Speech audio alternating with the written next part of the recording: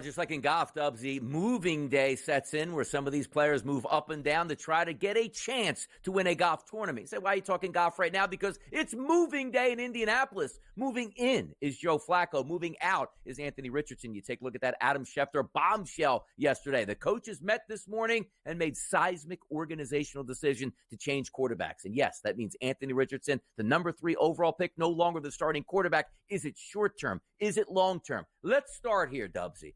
I agree with this decision because in the NFL, it's a week-to-week league. If you feel your team has a chance to win and a better chance to win with a different quarterback and or make the playoffs, you owe it to your locker room to make that change. Do we think Anthony Richardson is done in the NFL and can't be a quarterback? Not necessarily, but it's obvious to the point right now. He's inefficient at the quarterback. He's not making the plays he needs to make, and it looks like the Colts could be in a better position with Joe Flacco. Do you agree with this move? Absolutely, yeah. And Joe Flacco, he's going to come in ready to rock and roll. We saw that last season when he took over the duties late. I think it's unfortunate, but it's a sign of the times that the only key metric or stat that matters in the NFL is the win column. And for the Colts to have put themselves in a really good position off the back of some decent play from Anthony Richardson, they've got to be looking around and saying, Flacco is going to be that guy for us. Richardson, he's only 22 years of age. He's put up some decent numbers. He's certainly a tremendous athlete. He's made some silly decisions at time. I don't think it helped his stock from what we saw last week, leaving the game, putting his hand up, saying, I was a little tight on that one, coach. Can I sit out a play and then go back into the mix? Doesn't really send a great vibe across the locker room. But what has he done on the field has been decent, I would say, at best there. But I think it's tough, Donnie, for a young quarterback. You want to see what you're working with. You're trying to take that gamble and saying that maybe we've got the next CJ Stroud or the next Jordan Love or the next, I'm not going to, Bo Nix, I guess, has been pretty strong out the gates here in year one. It hasn't worked out in favor. He's shown us ability to rush there, but now put him to the back benches. The only concern, Donnie, is for me, it really hurts a young quarterback's confidence. I know we can say, well, he can now learn from Joe Flacco, but maybe that decision should have made a little earlier in the season. But at least now you know exactly what you're working with. You can try and develop Anthony Richardson to come up and be that starting, franchise quarterback going forward, because, again, he's so young. He's only 22 years of age. He's got all the weapons to make it. It's just not right now. Joe Flacco, seasoned pro. I love this for the Colts going against the Vikings coming up. And also, hear me out on this.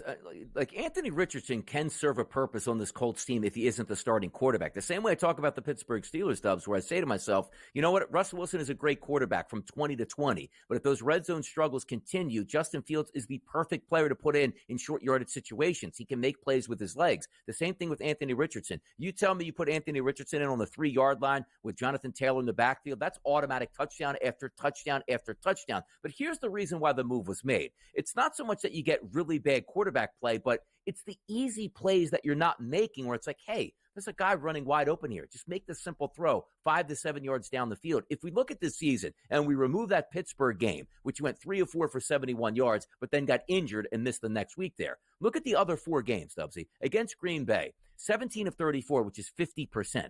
Against Chicago, 10 of 20, 50%. Against Miami, 10 of 24, 41%. Against Houston, 10 of 32, 31%. And look at the passer ratings, 41, 39, 59, 48. The QBR ratings, which are based on 100, 30, 19, 18, and 40. Like, you're just putting your team behind the 8 ball, and you take a look at the standings here in their division in the AFC South. It's a miracle that they're 4-4 with that type of quarterback play. Now, the Texans sit in the lead at 6-2, but this is the sign where I think it's a healthy organizational decision. The one thing you have to understand is the owner's going to make a lot of these moves. Say, wait a second, we drafted a guy number 3. We're going to play him all out. But when you get the head coach, which is Shane Steichen, who's a wonderful offensive coordinator in Philadelphia, I think is a very good head coach. He just needs a quarterback to execute his offense. You don't need the big boom play. You don't need the 30-yard run out of the quarterback, the 65-yard touchdown pass once in a while. I just need you to make the simple throws, and Flacco should be able to do that. So for me, Dubsy, I love this move because it says to the locker room, we're trying to win football games, and that's all you can ask for. Absolutely. And, Donnie, there's still going to be room in the NFL to develop young talent. You cannot expect these quarterbacks coming out of college to just have an impact day one. Bo's been strong. Caleb, Daniels, they've also been outliers as well. I think they go against the norm and what's expected. If you look at the Colts, obviously a bit of a sour taste with that loss going against the Texans last week. But taking a look at the schedule here, if they can just survive the next four and go 500, they've got a really good chance to close out the year with a couple of wins. They've got the Vikings, Bills, Jets, Lions on deck. But then you finish off going against the Pats, Broncos, Titans, Giants, and Jags. That's going to be one of the easiest schedules for the last 6 weeks of the regular season. They know a lot of these games have been right in the balance. You highlighted, Donnie, a couple of easy, silly mistakes have been made, and that's not good enough. And if you look back in hindsight and say, well, if Flacco was our starting quarterback, if Flacco was out there in the fourth quarter to make that dink and dunk and get us that 15 yards, I have no hesitation to think that their record would be looking a little better than 4-4 at 500, and they're still right in the mix here within the division. AFC South, I think, is wide open, especially with that news coming across there that the Houston Texans now not going to have Stephon Diggs, so a little banged up. They're only going to lose a bit of steam going forward. So, Joe Flacco, welcome back to the big leagues, my guy. This is a salty, seasoned veteran who has done everything when asked of him before, and you've got to imagine he's going to be ready to rock and roll again here. Like, instead of 4-4, right, the Colts, if they were 2-6, maybe you ride Anthony Richardson out because, hey, there's no way we can chase down the division leader, which is the Texans, which is a perfect segue because the Texans didn't get any better with the news that Stephon Diggs tore his ACL on Sunday versus the Colts. Season over for him. Now you might be looking to the, markets to try to say, all right, where can we fit in another wide receiver when so many of the big names have already been taken off the board? You never wish injuries earlier in the season, but maybe if Diggs tore his ACL 2 weeks ago, you could have made a move for one of the top flight names. Now you still have Nico Collins. He's coming back, one of the better young wide receivers in the NFL. Tank Dell is certainly a very good piece, but Stephon Diggs sort of tied it all together for me for the Houston Texans. They sit at 6-2. Is their season over? Absolutely not. Do I still think they win the division? Yes, I do. But the fact of the matter is that top-end ceiling really gets hit a little bit with Diggs' injury here. Now, it is only one player. It's one wide receiver. I get it. And you can replace him and try to get some of that production in the free agent market, should I say unrestricted free agent market, and also in the trade markets here. But if we are looking at the Houston Texans overall, win totals there 11.5, a massive favorite still to win the AFC South, but a devastating injury nonetheless here to the Texans here, Dubs. Yeah, and look, Nico's going to have to take a bulk of the productivity moving forward. He's been fantastic, but it's certainly not great news. Just having that experience in the locker room, Donnie. Stephon Diggs, I would say, still at the peak of his powers, and it's a lot tougher than trying to scheme from the other side of the ball if you've got a couple of big threats for the Texans coming at you. The run game has still been very strong. Joe Mixon has looked fantastic since coming back, and you've still got one of the best quarterbacks in the league there in C.J. Stroud. But devastating news for Stephon Diggs. Going to be a free agent going in to next season. It was a non-contact injury, so that they're always a little more serious when there's no one even around you. You just go down like, I guess, the old deck chair out the back of the pool there. So for the Texans trying to go forward, they've started in really good fashion. They picked up where they left off. They're sitting at 6-2. That win total for me, Donnie, a little scary at 11.5. They've got the Jets on deck for Thursday Night Football, but a lot has to go in favor to pick up another 6 wins and go over that mark. I still think they're the team to beat in a lackluster division, but can we pick up another 6 between now and the playoffs? That's going to be big. Yeah, take a look at his last couple of games, too. Minimum of 7 targets, a high of 9 targets. But look at the yardage, Dubs. 69, 82, 77, 23, and 81. Certainly they're going to miss his production. And as you said, they have a game Thursday night in the Meadowlands. So now they're going to be down Stephon Diggs and Collins taking on the limping Jets, but that is a tough spot here. We'll see where they line up. And also, I do think they'll make some moves to fortify that wide receiver position because once you do Diggs, try to replace that production, maybe they can do it. More NFL talk next. Well, the Ravens, they're looking to add production at the wide receiver position. What does that mean for Lamar Jackson?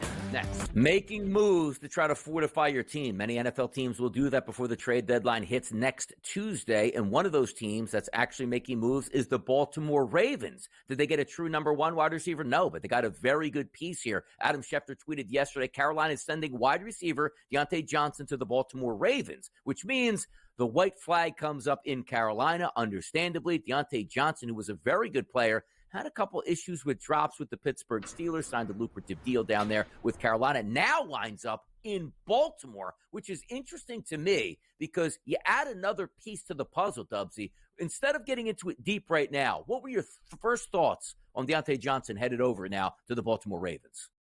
It's a spoil of riches now for the best offense in the NFL. It's always going to be that run-heavy offense, but certainly not a bad addition here. Deontay Johnson never going to be that true one, but you really don't need him to be. And for the Ravens to continue to roll at this point of the season, you could make the argument one of the best teams. Another fantastic wide receiving option there for star quarterback Lamborghini Lamar Jackson. You look at some of the other compliments we've got in the likes of Zay Flowers, you've got Bateman, you've got arguably the best 1-2 punch with your tight ends in Mark Ingram, who's looked fantastic. He's suddenly getting a lot more looks than Isaiah Likely. You've got the best running back, maybe the best season we've ever seen from a run game there with King Henry, Derrick Henry. So for the Ravens, you've got to love this addition. Not good for the Panthers there to lose one of their star pieces, but obviously it's been time to sell the farm there for a very long time. So I love this pickup for Baltimore. Deontay Johnson, we're talking about teams who've got that depth, teams who are trying to fend off the old injury struggles coming into week 9. Certainly not the case here for Baltimore, who look fantastic at this point of the year. Love it, too. You look at the AFC North. The Pittsburgh Steelers still in first place at 6-2. The reason being why the Ravens aren't 6-2 is because they lost a game against the Cleveland Browns, which you can't do. But any given Sunday, we know that's certainly a possibility to happen. But if you are looking at let's just say the depth chart on offense for the Baltimore Ravens, it's good. Like the offensive line, we understand. A big mash unit there built on the running game. But if you're looking from a quarterback position, maybe the best in the game, one of the best in the game in Lamar Jackson. Maybe one of the best, if not the best in the game, running back there in Derrick Henry. 3 wide receivers in Johnson, Flowers, and Bateman that can all get loose deep, and also younger players with good legs here. Likely a tight end to go with the veteran Mark Andrews. I love the look of this offense. And also, just getting back to that point saying, well, wouldn't you rather have Devontae Adams get that true number 1? No. Because, Dubsy, I don't want to lose the identity of the Baltimore Ravens, which when you get to the playoffs, it's colder weather, chilly temperatures. You got to be effective on the ground, not necessarily be a high-octane pass offense, which for some reason the Ravens tried to do in the AFC Championship game last year against the Chiefs. But for my money, I like this move because it doesn't mess up the balance of offense, but adds an extra piece here, and we'll see how he gets ingrained into that offense. Because if we're looking at the Ravens' numbers here, team win total, 11.5 on the season. To win the AFC North, a minus 195, even though they're not in first place right now. I agree with that. An AFC title plus 330 and a Super Bowl title at plus 650. Moving forward with the Ravens here, the AFC North, they're favored almost at a 2-to-1 price here. Do you agree with that number, even though the Pittsburgh Steelers currently sit in first place in that division?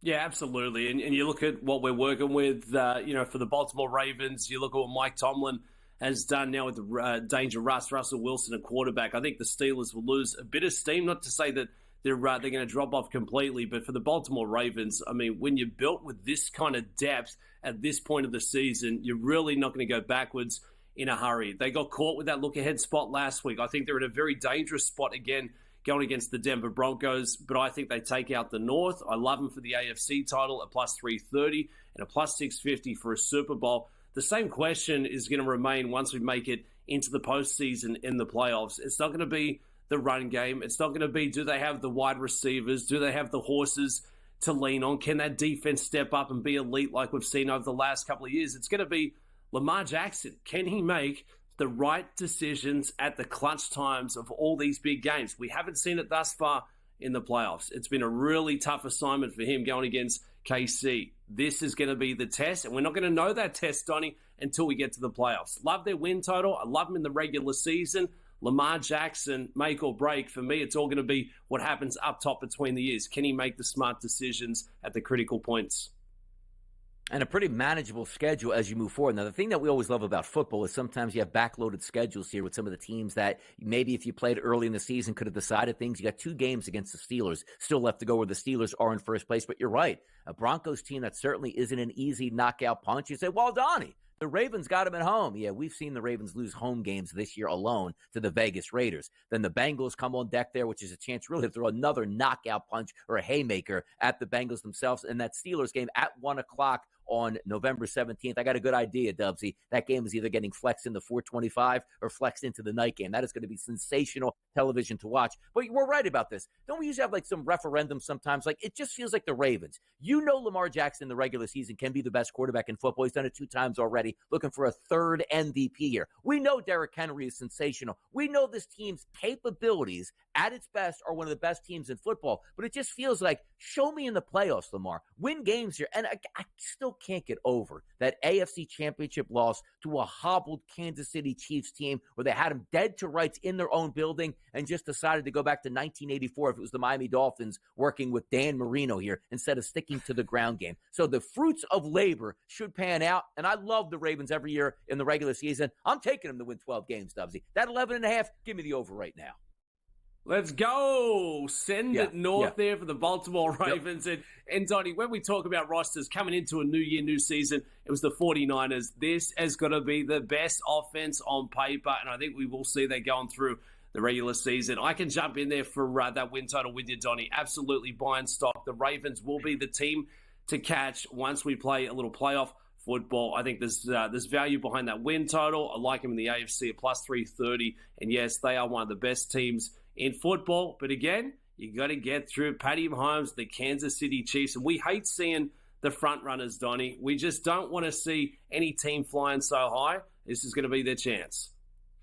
By the way, the last 4 weeks, too, like we talk about adding to offense of the Baltimore Ravens, which is great. You can never have too many weapons, but let's get some help for that defense. How about a pass rusher? The last 4 weeks, 38 points given up to the Bengals, 23 to the Commanders, 31 to the Bucks, 29 to the Browns. That's very un-Ravens-like defense, and we're thinking about Ed Reed and Ray Lewis and all the boys back in the day. Maybe that's where they go to the trade deadline here. 1 hour down, 2 hours to go. It's how we do it on the SportsGrid Network, Sirius XM Channel 159, right here on the early line. Dubs Anderson, Donnie Rightside, the hottest topics. You know we have you covered. Did a lot of Major League Baseball in hour number 1, setting the scene for game number 5 in tonight's World Series action. We'll handicap that a little bit later in the show. The NFL topics just continue to fly. It's always fun, too, because you're like, whoa, an hour's already done. We got 2 hours to go. That's going to fly by as well, Dubsy. We're feeling the heat this morning. I'm feeling fantastic. We had the Sports Equinox to start the week on Monday. I went 0 for 4 playing East Coast teams, Donnie. So that's how my week started out. But now we're halfway through, not even halfway through the bankroll. So we're building a little momentum. Maybe the Yankees are following suit after picking up Game 4. We're rocking, we're rolling, we're having a good time. And I tell you what, October's got to be one of the best months of sports, bar none. It's certainly in the top 10. Exactly. And by the way, one more day to go. Now, you want to get off topic a little bit, Dubs, because I only get to talk to you on Wednesdays here on the show. Today's the 30th, tomorrow's the 31st. Why is that important? Tomorrow is Halloween here, which is always an exciting time. But I want to ask you about the day before. In New Jersey, growing up as a kid, we had a thing called Mischief Night the day before. Soap up some cars, maybe TP some houses out there, shaving cream, eggs. Did you ever go through any of that in your childhood? Did you have any, experiences on a Mischief Night, or is this foreign to you at this point?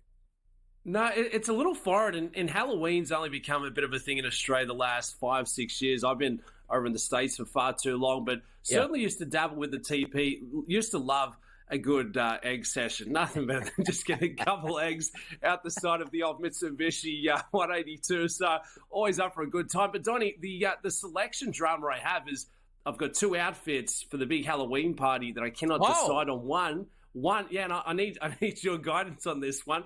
One Scotty Scheffler in the orange overalls. Post 6 under par in that second round. Yeah. But then I've got Joe Burrow. I'm keeping it white and orange theme in the all-white unis for the Bengals. But I've also got the peroxide hair dye ready to rock and roll. Right. So maybe next Wednesday I've got the blonde tips. I'm looking like Joey Burrow in the icy white for Cincy. What do you think? Is that the play, Donnie? That should be the play, yeah. I mean, you got to, you're a Goff guy. You got to stick to the roots there. Scotty Scheffler, maybe like the back pocket there is extra thick with extra cash rolling out there with all the money that he won this season. Now, on Halloween for me, Dubsy, I got to work the Thursday night game, which is fine. We'll have a good time. We'll enjoy that here. But the wife actually has a office party today going dressed as a taco, Dubsy. What do you think about that? I like it. Are we talking like Taco Bell tacos? Are we talking corner shop? Okay. No. my wife is going as a taco tonight. But by the way, Doug, that's a great question you had because like it doesn't look like a Chipotle taco. It does look like a Taco Bell taco. So very astute of you there, running to the border and the bell right there. I like that. Donnie, the concern for me is that, I think it's great. We should all get dressed up. We're all going to have a bit of fun. You're going to have a bit of fun here on the grid covering Thursday night football. But for me, Donnie, I've got the old chicken legs, the pinned. So that's my concern, trying to wear the white tights around, like the footballers do. I think there could be a lot of, landscape in between there. So that's going to be the tough assignment for me for Thursday, trying to lock down this outfit. But certainly going to be packing maybe a couple of eggs, TP. The kids get into it, Donnie. It's a lot of confectionery, a lot of lollies out here on the West Coast. But I'm certainly going to have a couple of bets ready to rock and roll. That'll be the best part. Thursday night football, dressed up like a complete bozo. Obviously, I've worked multiple times on Halloween. I don't think we've ever dressed up here as the network. I don't know if it's allowed at this point. Gotta do it. You know what I mean? Like, yeah, like, do we have to dress up and then just say, like, maybe you paint your face and put some makeup on, but you still have to wear the suit and the jacket at that point? I don't know. Maybe it's a little bit off. Maybe Ben will come in tomorrow. By the way, where do you think Ben would come dressed up here to the network on Halloween? What would he be? It'd have to be Big Ten related, maybe one of the star college quarterbacks. I'm trying to think. I mean, Benny's got that sort of Ben Affleck swagger to him, well chiseled, well spoken. He's in great shape. He's got that presence. Maybe Batman, a little Bruce Wayne. I could see Bruce Wayne vibes coming in there for Benny Stevens. The biggest question mark I had, Donnie, is who does Joe Lisi go as? Or does he go as himself? Apparently they're just stopping him on the streets of New York, asking for photos, give us a signed headshot. What do you do with the hair? What do you do with the lettuce up on top? So Jackpot Joe Lisi has a Bitcoin. Okay, I could get behind that. Imagine doing a show tomorrow night with Joe Lisi as a Bitcoin. But by the way, with on Halloween with Ben Stevens, maybe Ron Burgundy, but isn't he more Ron Burgundy every day? Some people would say here on the network at this point. So a lot of options that you can have. But you know what other options we have, Dubsy? It is Halloween. Let's try to win some money. Tomorrow there is a Thursday night football game. But before we get there, let's reset the odds market at the FanDuel Sportsbook of who do you think can actually win the Super Bowl? Is it a surprise? Ding, ding, ding. It's the Chiefs at a plus 450 price, followed by the Ravens at plus 650. Two AFC teams there at the top of the leaderboard, followed by the Detroit Lions, the San Francisco 49ers at plus 650, plus 750. You have the Bills at plus 850. They're the teams inside of 10-1 right now. So if you look at those 1, 2, 3, 4, 5 teams, Dubsy, who would you go with right now who deserves, in your mind, to be the leader in the clubhouse? I think the Kansas City Chiefs do, and we hate seeing a front runner. I mean, undefeated, they're not getting it done in a wow style on Sundays. Patrick Mahomes is not stuffing the stat sheet or the box score, but they continue to chalk up those W's, 7-0 for where we currently sit, and we just know they've got that championship DNA, that championship caliber experience. They're looking for a third straight Lombardi. You can make the argument it doesn't get any easier. Every week is the Super Bowl for whoever the Chiefs are going up against, but somehow they just find a way to chalk up these gritty, ugly victories week in, week out. So I love the Kansas City Chiefs. They're going to be there in the mix. The Ravens have made a fantastic addition to their offense in the last 24 hours. I think they've got the best roster. Lamar Jackson does concern me at times, especially under those high-pressure situations. I think the price for me, Donnie, and I do think the odds board is spot on. The top 5 should be the top 5. I don't see an outlier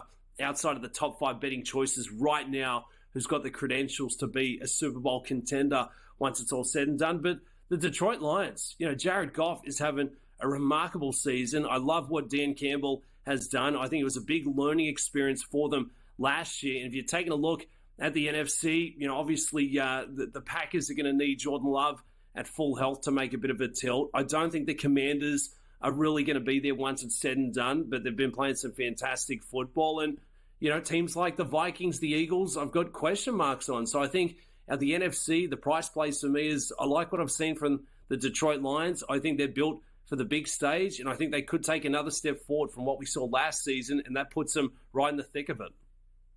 and we take a look at the Kansas City Chiefs, and rightfully so, they are the favorite, because you have to understand one thing. Do I think they're the most talented team in the NFL? No, I don't. But they still have Andy Reid and Patrick Mahomes, and they're undefeated right now, which means, Dubsy, there's a really good chance they're going to be the number one overall seed in the AFC, which means every home game in the playoffs is going to be at Arrowhead Stadium. You take a look at the next couple games. The Buccaneers come in incredibly injured. They should win that game. They'll get a tough push against the Broncos, but it's at home. At the Bills will be a tough game. But then you see the Panthers and the Raiders. They are going to stack victories up here. So even if you're looking and saying, like, I don't buy into it, I don't think they're the best team right now, the fact of the matter is they're probably going to be the best team at the end, because why? It's hard to beat the Kansas City Chiefs anywhere, let alone beat the Kansas City Chiefs at home. If we get outside of that 10-1 here, it's the Eagles, the Packers, the Texans, the Vikings, the Commanders, and the Falcons. Anybody outside that you figure can get a good look, because the Eagles starting to come on strong. I've always been a proponent here of the Green Bay Packers. The Texans, with that Diggs injury, a little bit down on them. Not really buying into the Vikings, but I do think viable options here could come from the Eagles and the Packers at a decent price in the NFC, Dubs.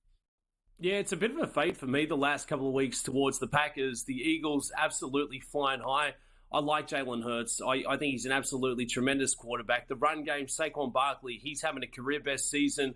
And the wide receiver duo, A.J. Brown, Devonta Smith, yeah, not a bad 1-2 punch to have. So if the Eagles could build a bit of momentum, Nick Sirianni got them working the right direction, they're going to be a tough out. Let's put the focus on the AFC. Chiefs, who can knock them off? Find out next, right here on the Early Line. Let's talk AFC. Some of the best teams in the NFL do reside in the AFC, and we just talked about it. The Super Bowl odds, 1 and 2. It's the Chiefs and the Ravens. So no surprise here, Dubs. 1 and 2 in the AFC on the FanDuel Sportsbook does have the Chiefs at a plus 200 price and the Ravens at a plus 330 price. Let's start there, 1 and 2. Now, obviously, I'm not going to ask you the question, do we think it's deserving that the Chiefs are the favorite? Of course it is. They're undefeated. They have a couple-game lead over the Ravens and or the Buffalo Bills, Houston Texans. You get the point here. But let me ask you this question. If we lined up in a game tomorrow, Chiefs and the Ravens for all the marbles, Dubsy, where would your money be going?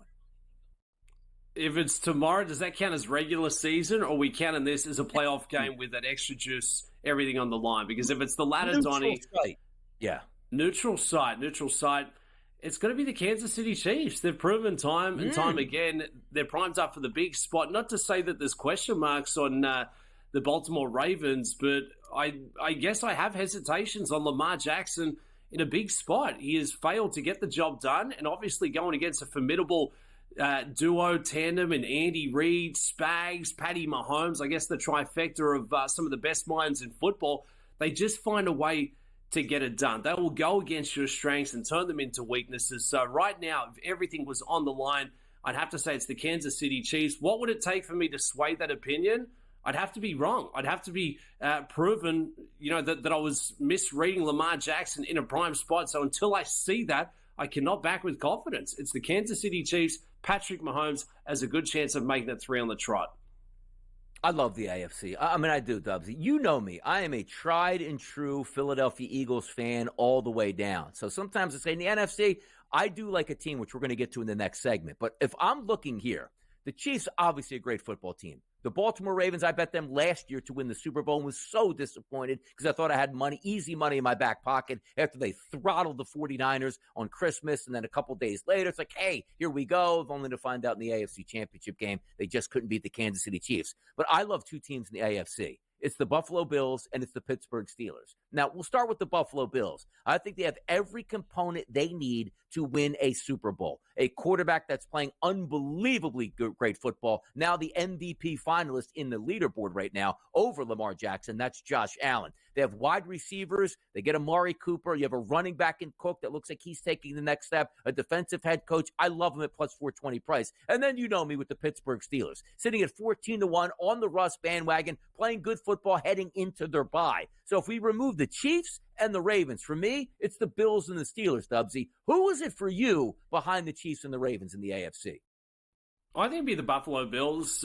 Houston Texans have shown that they're going to be a tough out, strong, formidable, but I don't think that that news coming across the last 24 is going to help their chances. No Stephon Diggs, but love the addition of Cooper for the Buffalo Bills. They've got the run game. They can set the table, fear the run, and then get it downfield. They don't have that star standout one, but I think that actually helps their offense in a wacky way. There's no pressure on Josh Allen to just funnel that offense through one look. They're slicing it in different ways, and I think he's putting together an MVP caliber season. I think Josh Allen has been that good. If the Bills are going to continue to be one of the big threats in the AFC, it's going to be in big part thanks to Josh Allen, who's primed for a big spot. He's one of the best athletes, one of the best quarterbacks in the league. So outside of the big threats, I think it's Buffalo, it's the Bills who hold a bit of value.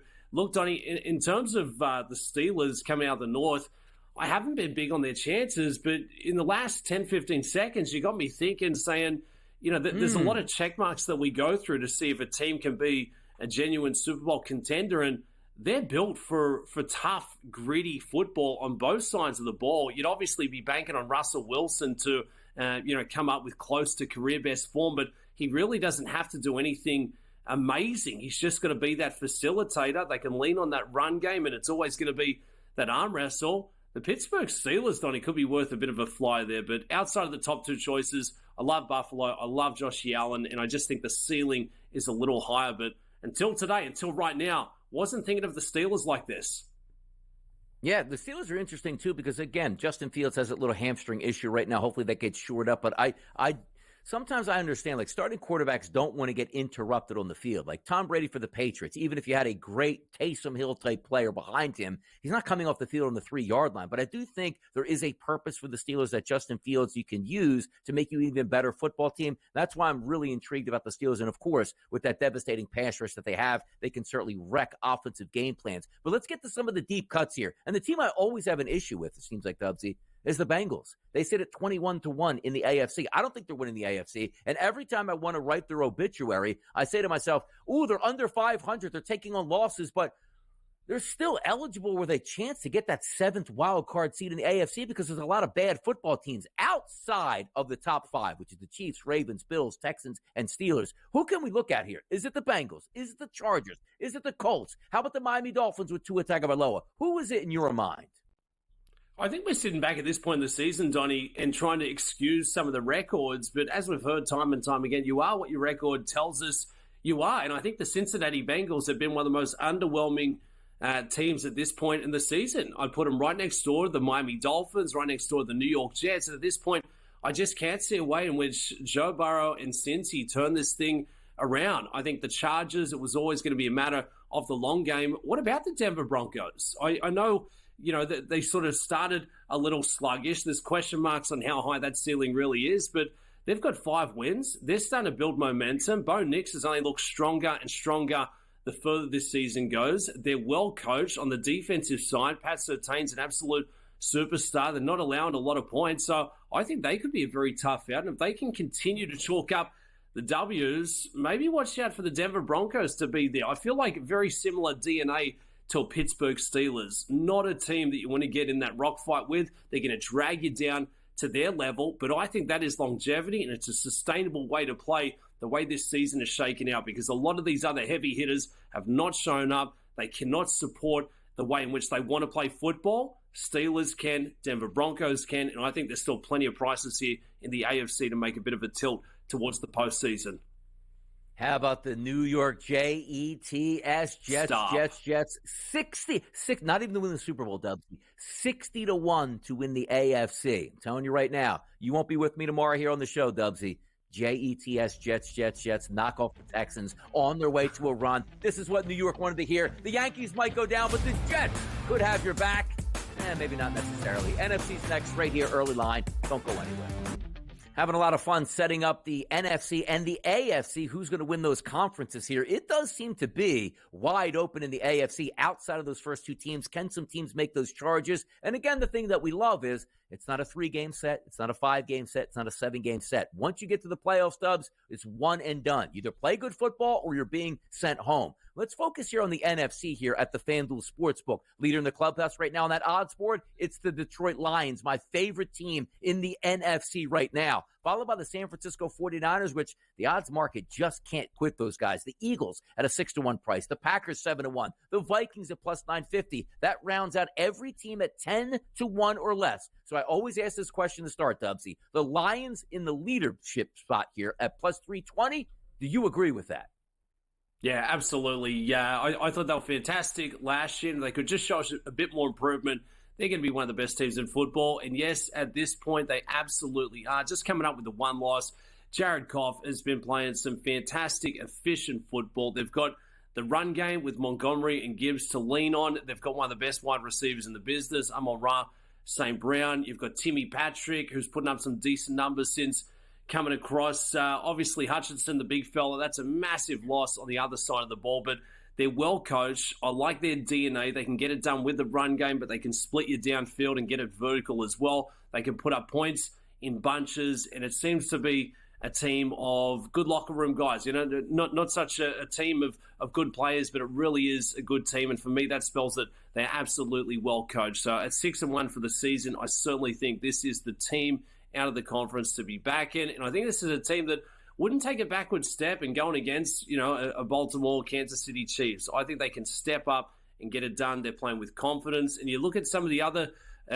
teams in the conference here, Donnie, a couple of question marks. You highlight the odds makers cannot quit the 49ers. San Fran there is the second choice at plus 400 if they can get healthy. I love your Eagles at 6-1. I think that's probably the price play for me. And the Packers and Vikings just a little vulnerable. But Donnie, what do you make of the chances here for Detroit? NFC North, it's certainly stacked. It's a loaded division, but they've got the quality, right? It is. They do have the quality. They're 6-1. Also, you bring up a great point here because so many times we talk about it. And if you just want to date the New England Patriots, didn't it feel like Dubsy for 15 straight years they were just the king of their division, which meant they went 5-1 at a minimum every year, maybe even 6-0. They always played home games, similar to what you see with the Kansas City Chiefs. Once you get to the playoffs, home field advantage is massive. Detroit in that dome, much better than, let's just say, Detroit going outdoors and playing in some cold weather conditions like in Philadelphia or let's just say in Green Bay at that point. But I love everything about them. It's going to be interesting that we have the trade deadline next week. Their defense has been playing well, but they lost maybe their best overall player on the team itself with Aiden Hutchinson. The guy was an absolute menace this year. If they go out and make a move for a couple or maybe just say one legitimate extra pass rusher, that could go the distance. But I've been stacking chips right now on the Detroit Lion Dubs. $25 here, $50 here, buying it, but not to win the championship, just in the NFC market, because I really believe they are the best overall team. The 49ers, they have so much talent, but can we trust them to be healthy when it matters at the end of the season? Christian McCaffrey is trying to come back. We get that. And if he's anything near what we've seen over the past 2 years of the 49ers, that is going to be massive. But they lost Ayuk. I'm just not trusting them where we have so much in the FanDuel Sportsbook, other sportsbooks out here, continue to put them up at the top of the leaderboard. The Packers and the Eagles, I do believe they should be neck and neck. And yes, the Eagles have a slight advantage now at 6-1 as opposed to a 7-1 price. But after that, I'm really not buying too many football teams. The Falcons will probably win the NFC South. That's fine. I don't think they're doing any damage. The Cowboys, come on now, 24-1, not even enough to buy into. Maybe one of the more intriguing teams to me is not the Commanders at 12-1, Dubsy. It's the Los Angeles Rams at 32-1, getting healthy at the right time here. And the fact of the matter is they can win that division out there, which gives them an automatic home game in the playoffs. I thought you were going to say the Rams. I was hoping you were going to say the Rams. Taking a look at the West, it's nothing but parity. We've got 3 teams with the 4 wins, the Cards, 49ers, and Seattle. And the Rams just 1 win back, and they've got a really good chance in going against Seattle here for week 9. You look at the offensive weapons and star power. You've got one of the best quarterbacks in the game, Matty Stafford, when he's cooking, when he's healthy. You've got Puka Nacua, who suddenly came back. I had no idea he was ready to join the team or get back out there in the field. We saw him out there for week 8 last week, and he was absolutely balling out. You've got Cooper Kupp and Kyron Williams, who continues to impress. I would make the argument that he's up there with Todd Gurley. I don't know if he's doing more than Todd Gurley and how good he was for the Rams going a handful of years ago, but they've got the offensive firepower. They can score in bunches, and just 1 win back of sitting up top of the division. That's a monster price play coming out of the NFC there, Donnie. I like Kelly Green a lot with the Philadelphia Eagles, but I like Money Green sometimes even better. It's the Lions for me in the NFC. MVP? Who wins that? We're going to talk about that right up next. MVP.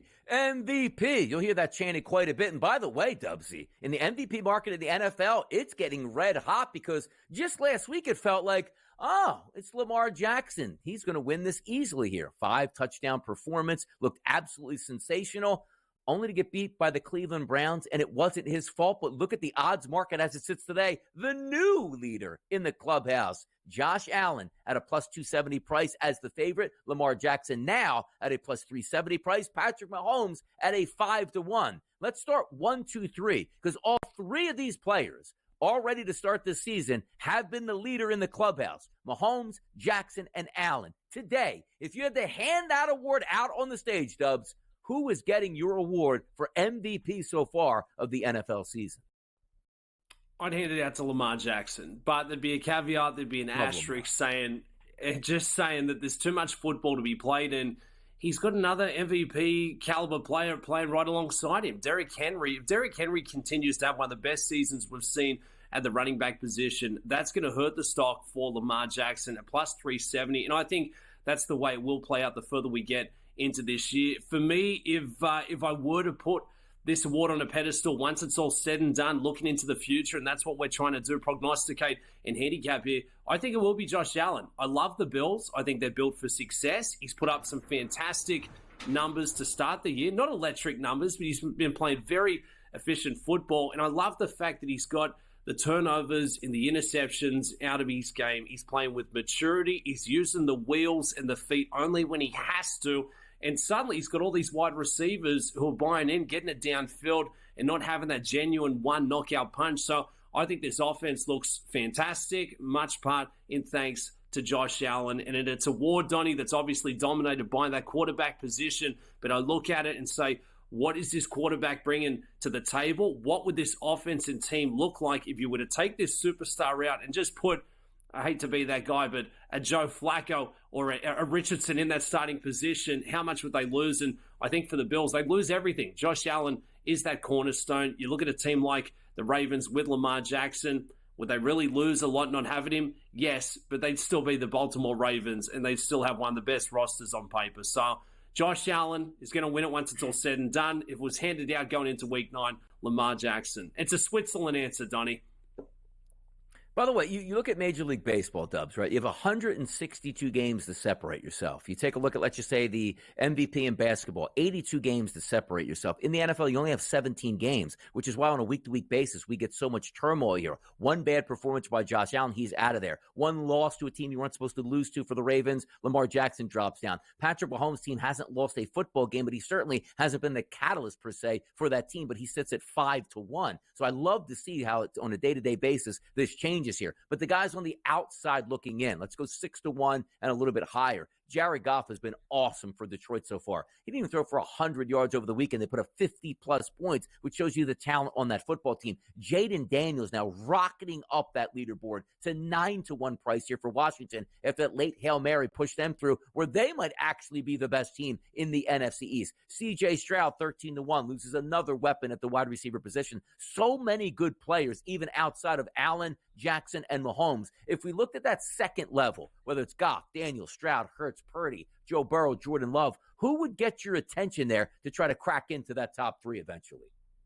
It'd be the Cali kid, Detroit Lions, star quarterback Jared Goff. I think he's looked fantastic. You look at his passer rating. QBR was down substantially last week, but he's been playing some fantastic football. He's showing genuine leadership. He's putting up the numbers and the stats to support it. Not that it's an award just primarily based on the metrics, but I think Detroit Lions, they're having another fantastic season, much part in thanks to Big Bad Jared Goff, who's playing some of his best football. I would say career best season. If they can continue to pick up the W's, that's the outlier for me. Not a knock against Jayden Daniels, but I just don't think they can keep up. I think they've overachieved at this point of the season. C.J. Stroud, he loses his number one, one of his top two primary targets there with Diggs. And for Jordan Love and the Packers, injury's the biggest concern. It's a long season. Jordan Love, he started off up against it. It doesn't look like it's getting any easier, and you certainly need the game time and the reps. So Jared Goff as the price play for me, Donnie.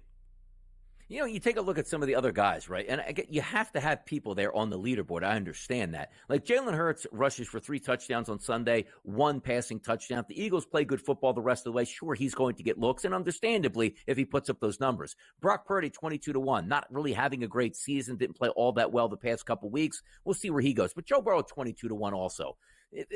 500 around that record. 22-1 seems like a little bit of a mispriced number.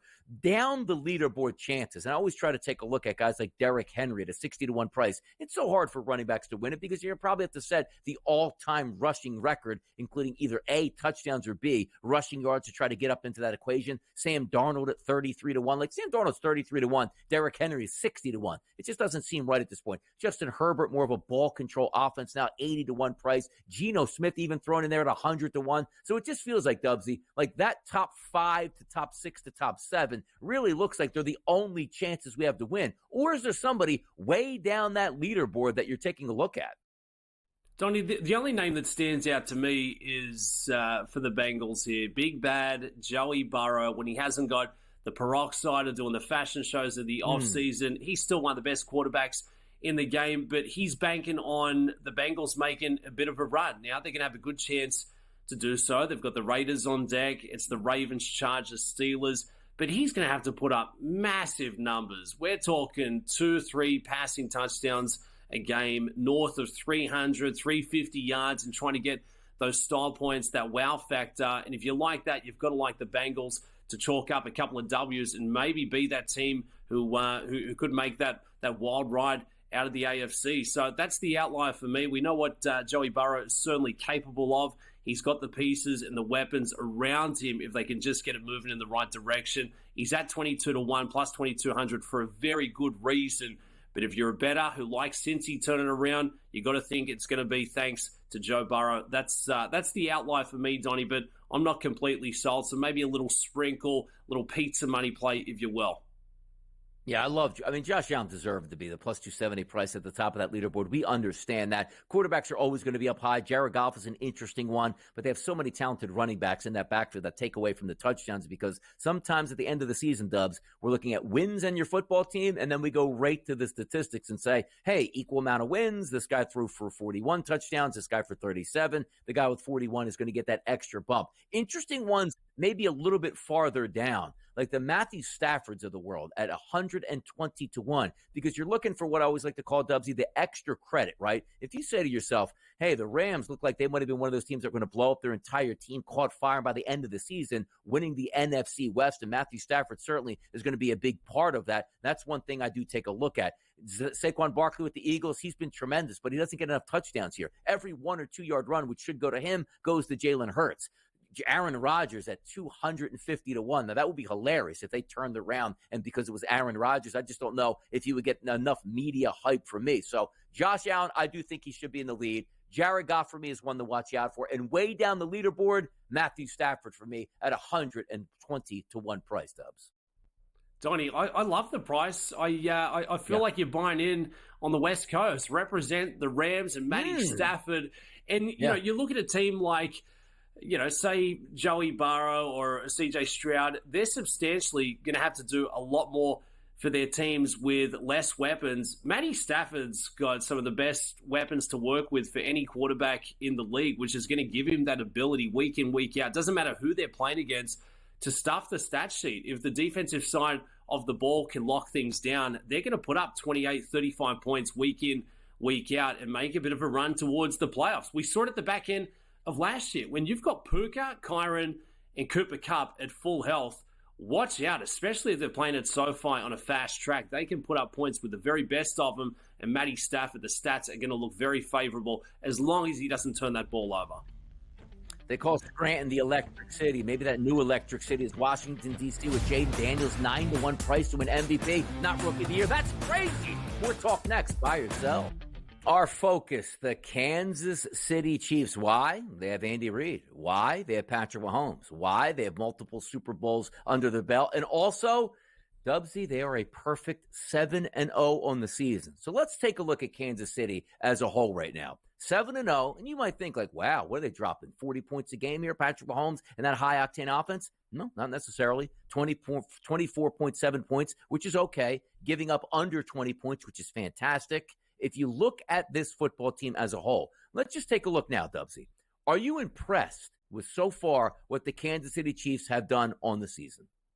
Absolutely. They're not picking up any style points, Donnie, but the only statistic that matters is the win-loss, perfect, undefeated record. Nothing gets easier in search of a third consecutive Lombardi. I guess it's the intangibles that stand out for me. They continue to find ways to get those wins on Sunday afternoon. They've got some of the best minds in the business, Andy Reid, Spags, Patrick Mahomes, and they're a tough out. They can do it in a multitude of different ways. They continue to play with injuries. They're banged up, but Patrick Mahomes, I don't think we put enough credit on the star quarterback, just trying to get them downfield and get them back into the winners. So, yeah, very impressed by the Kansas City Chiefs. Haven't looked the prettiest or the flashiest, but that doesn't matter. It's working.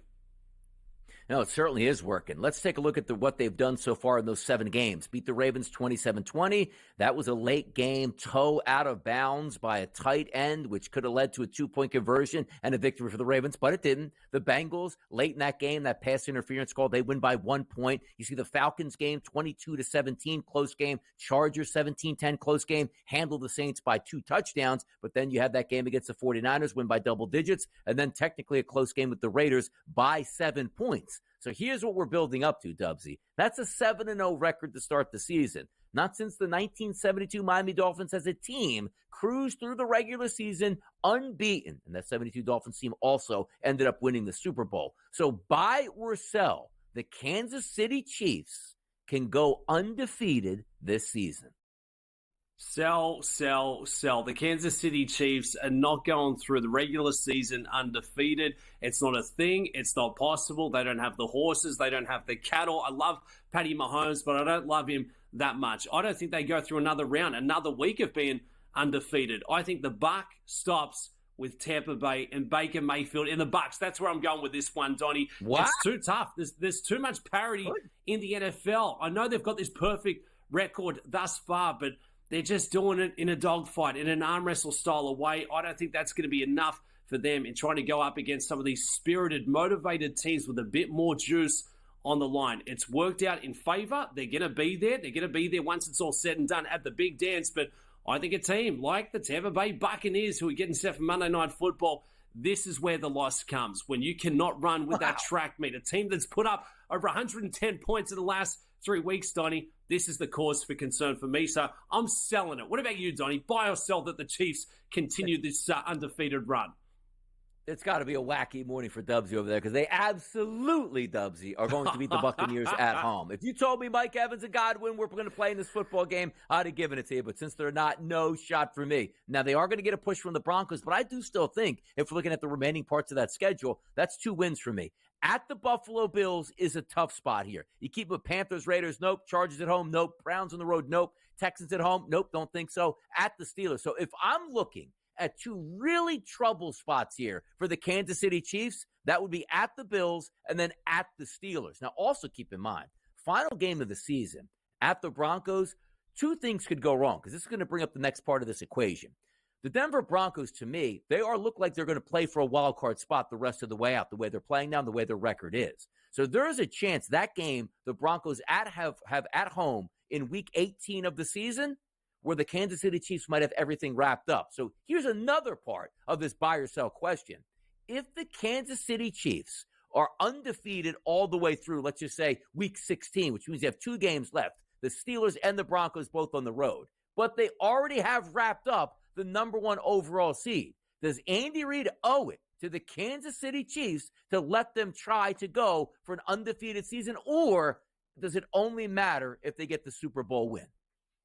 No, I think you do. And at this point, you've already rattled up 2 Super Bowls the last 2 years. A 3rd consecutive hat trick would be nice, but it really would be a special feat. And I believe that, playing in the NFL is only getting tougher and tougher. Every team is getting better and better. Every young quarterback is having more success earlier in their careers, which makes it even tougher to win, let alone stay undefeated throughout the whole regular season. So, yes, absolutely, Andy Reid would owe it not only to his players and staff and personnel, but to all of us as fans of this great game. You want to see something like that, which may be the last chance we see, in the next 5, 10, 15 years, maybe ever. So absolutely, I don't think it's going to happen. I don't think they get through this week, Donnie. I've said it. There's something about the intangibles that's hard to quantify for Patrick Mahomes and the Kansas City Chiefs. Call it championship experience, pedigree, DNA. It's working for him, but I just think they're going to get caught in a little look-ahead spot. At times, they struggle to put up those points, and maybe that's why the stat sheet hasn't looked so glamorous for Patty Mahomes. But it would be fantastic stuff, Donnie. And how can we say that it's not going to happen? Because they continue to make us look silly. When you write them off and say it's impossible, voila, second Super Bowl, let's make it 3.